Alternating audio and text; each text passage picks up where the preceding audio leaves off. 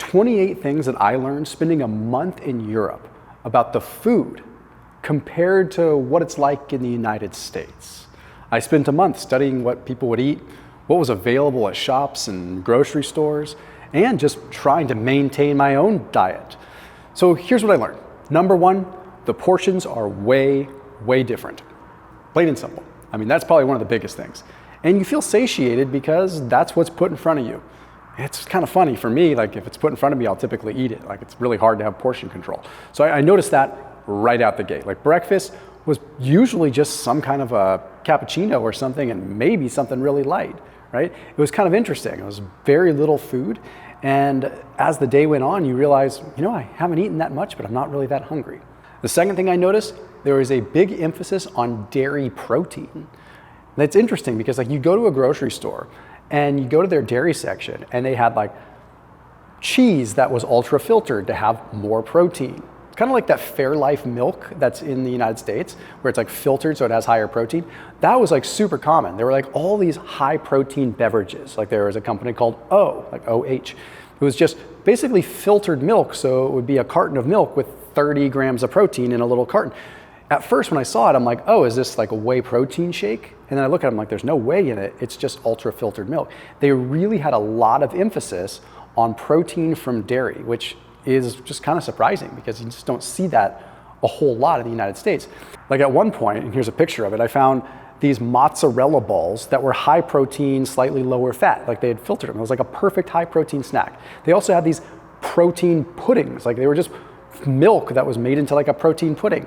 It's basically like Greek yogurt with more protein. I can't even explain it, but it was awesome. I noticed that there were more cured meats, but a lot of cured meats that were just meat and salt. Okay, it was a little harder to find like traditional meat, right? Like I couldn't just go to a store and just like have a ready-made burger patty or ready-to-eat chicken breast. It was a little harder to find that kind of stuff. But there was a lot of cured meats. And if you were to try to get all your protein intake from that, you'd be loading up on way too much sodium. So it was a little bit difficult, but I noticed that. Number 4, there was more emphasis on fruit as an option, especially for dessert. Like if you look on a dessert menu, they would have fruta, like it was there. Fruit was an option. And if you went to like even a gelato place, you've probably seen this, like you could also get fruit. And what's kind of funny is a lot of the local people would be walking around with cups of fruit, whereas the tourists would be walking around with big things of gelato, right? So it was kind of interesting to see that. I liked that because the kids want a gelato. Okay, cool. Well, I don't feel like having gelato right now. I did have gelato, but a lot of times I would just have fruit.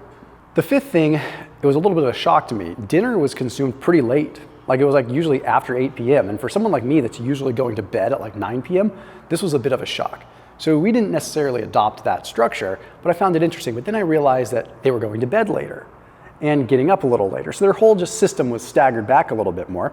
So there's still time between the time they ate dinner and bedtime was still lengthy. It was probably a few hours. So nothing wrong there.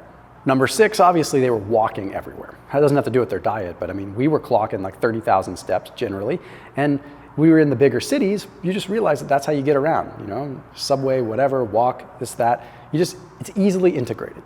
Number 7, there was no weird preservatives. I'll tell you that.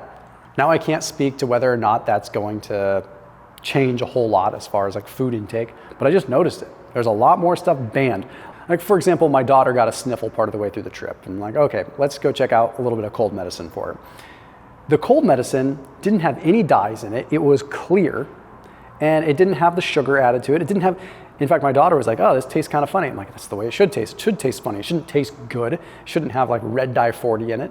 What's interesting is that even the French fries only had a few ingredients. Like if you went to McDonald's or anything like that, like I checked it out. I mean, I didn't literally eat French fries. I did eat a burger patty from McDonald's. I'll talk about that in a minute. But there's just a lot less stuff added. And obviously that probably reflected into the gluten too. I was able to eat gluten and not have digestive issues with my IBS like I normally do if I'm in the States. If I have gluten here, something's wrong. And it probably has to do with the type of wheat, all this and that. I'm not gonna get into the details there. Number 8, very seldom, unless I was looking at actual processed packaged food, would you find seed oils. Like most restaurants were using butter. Like you actually had to look to find seed oils. And I don't have a hard stance on seed oils one way or the other, to be fully honest. I think it's the oxidized oils that are the problem. But either way, the fact that I wasn't finding a bunch of just like polyunsaturated fats used in cooking It was pretty interesting. It was a lot of olive oil, even the processed food snacks. I found some snacks at one point that were like a potato flour and olive oil. Like that was basically their main constituents to make like a processed snack. It's pretty wild. While I'm at it, one of the things that I do like about Thrive Market, which I talk about all the time on my channel, and I know you're thinking, oh, here comes the plug. You're right, is that Thrive Market doesn't have a bunch of stuff that has weird added ingredients into it. Like they adopt a lot of what sort of the EU puts into place for their processed foods. So like packaged foods at Thrive Market don't have weird additives, there's no red dyes and crazy stuff. So at least, even if some of the stuff is processed, like maybe some pantry staples and stuff like that, it's the way that it should be.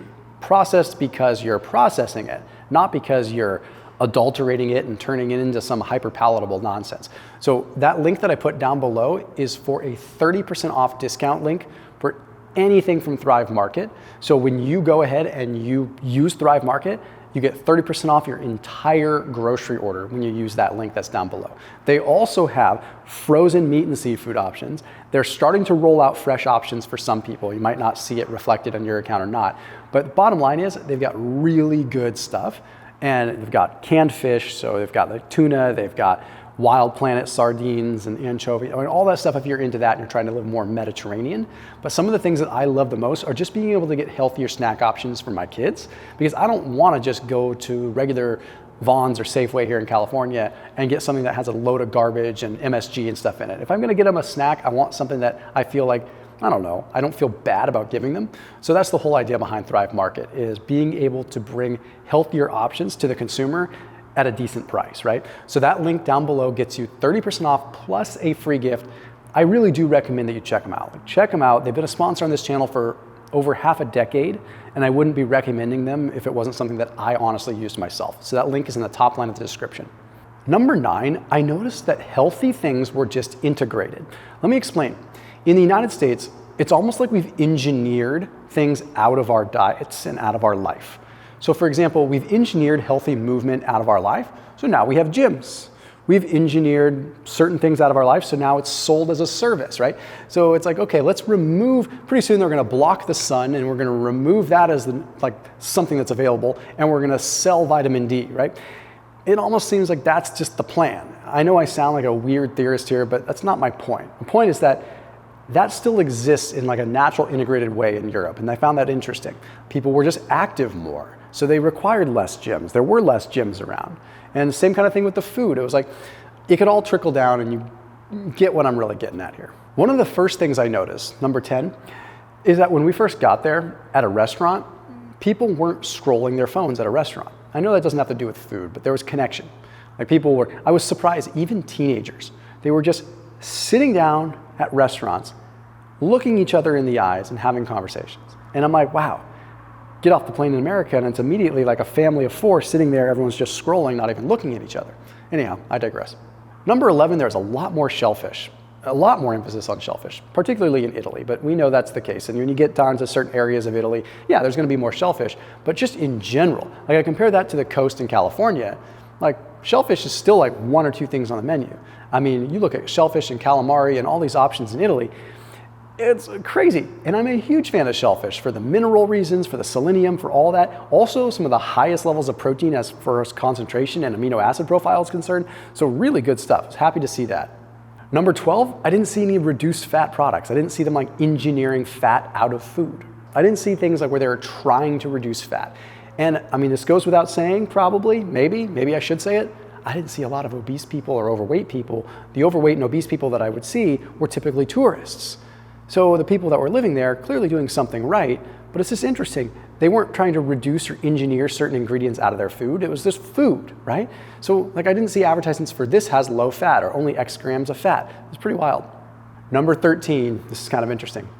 I didn't see any vegan advertisements. I'm not even anti-vegan, okay? Don't get me wrong. But I didn't see, there wasn't this huge push. In the US, I feel like it's kind of being pushed really hard. Over there, it was just like, no. People, like, yeah, I'm sure there were vegan people. I'm sure there were plant-based people. But it wasn't like, there weren't posters everywhere. There weren't things labeled as plant-based or vegan. It was just kind of like, if you were vegan, you would choose what you would choose, and it wasn't thrown in your face. And there was actually a lot less emphasis on being plant-based, whereas in the US, the way we even position other countries is like, hey, everyone else is going plant-based. Actually, I noticed way more dairy options. I didn't notice as much meat, but I noticed way less vegan options. Let's put it that way. I found that interesting. Number 14, the vending machine options were awesome. Now, I'm not saying there wasn't total trash in those things, but there were also refrigerated vending machines. I saw a vending machine that was a milk vending machine that had varying profiles of fat for milk, like 2% whole. It was really cool. And then there was literally like a fitness vending machine at one point that had protein shakes and electrolyte drinks. And I was like, this is insane. This is so wild. Like, they actually have different vending options. And then if you go to a regular vending machine, I found it interesting that yes, 80% of the stuff was garbage, but they still had like 20% of kind of healthier options, which just doesn't exist at all in the US. Number 15, I noticed they ate more like 2.5 meals per day. It was like small, very small breakfast, moderate lunch, and a little bit bigger dinner. So that's not good, bad, or ugly, but it's a little bit flip-flop from what like we say is good, like bigger breakfast, lighter lunch, really light dinner. I'm sure some cultures, depending on where you are in Europe, do that, but I was surprised to see it a little bit flip-flopped. Number 16, huge emphasis on polyphenols, and not advertised as polyphenols, but just the foods that were available. Deep leafy greens, healthy nuts and seeds, and a lot of fruit. There's just naturally a lot of polyphenols, which we're seeing now have a huge benefit when it comes down to longevity, huge benefit when it comes down to gut health. Polyphenols are the bee's knees, no matter which way you're getting them. 17, the yogurt, and the fermented dairy in general. Holy cow.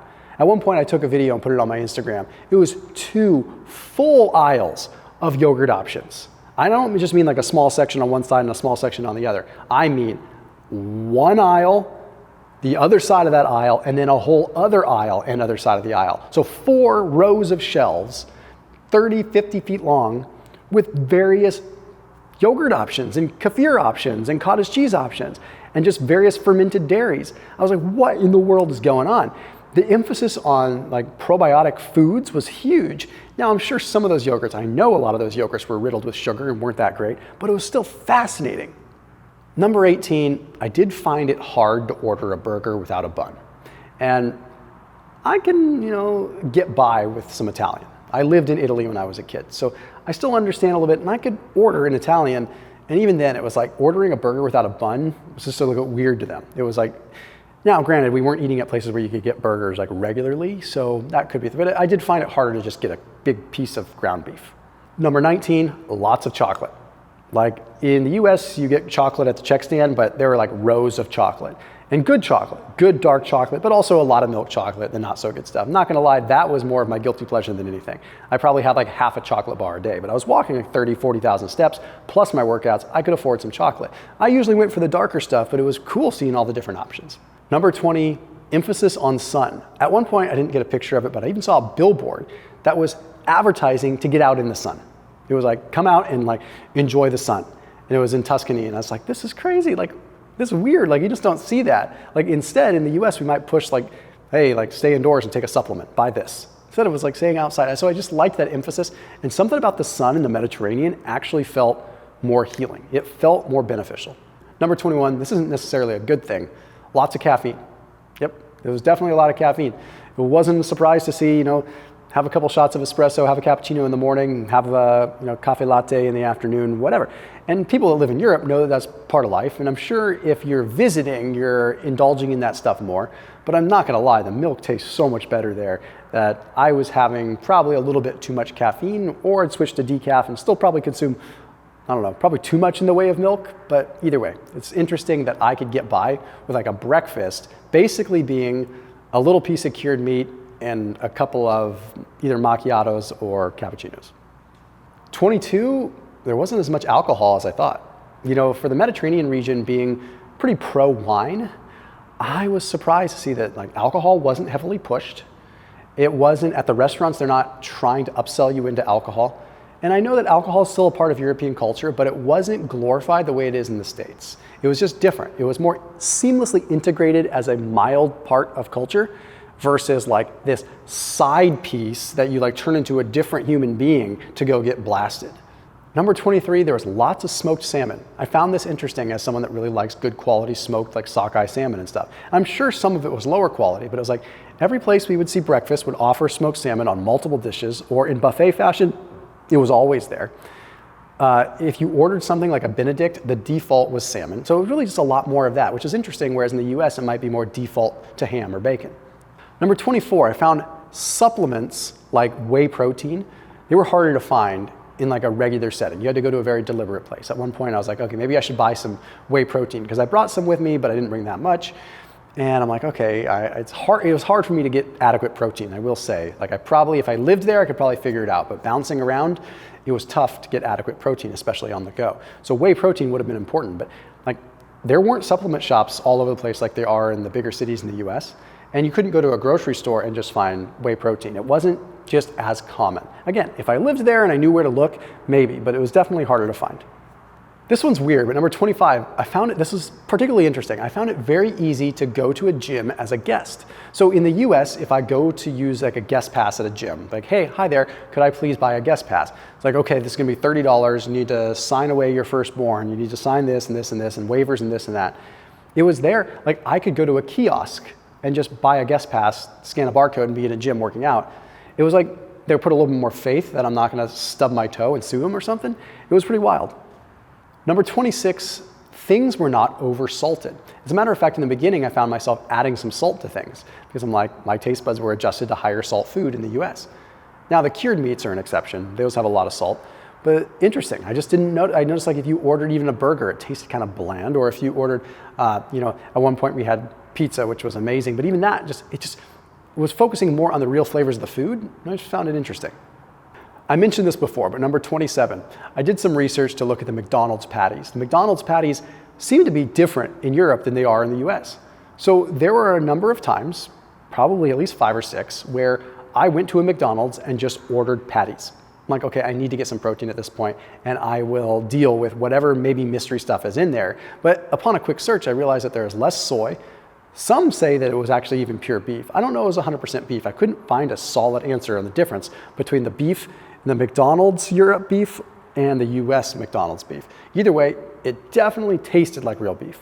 Number 28, I loved this. The saunas were actually hot. Public saunas were 200 degrees. That was amazing because like the gyms here, they feel like, I don't know, like maybe just like a dog's breathing on you or something. It's lukewarm, you're barely breaking a sweat. You practically have to do, there it was like, dang, these are my people. They like the heat, these are hot saunas. Like at one point there was one that was like 210 degrees. I'm like, this is exactly what I'm talking about. It should be a hot sauna. Anyhow, it was interesting to find that things are very, very different with how food is looked at. And the cool thing is that these weren't monumental things that couldn't be implemented into daily life in the United States. Now, the food quality, head and shoulders above the US. Just tastes better, the nutrient profile seemed better, but just the actual depth of the food. When you would bite into something, you'd feel nourished, and you'd feel like it was real food. And it didn't feel bland, and it didn't feel like it was covered up with something else. As always, keep it locked here on my channel. I'll see you tomorrow.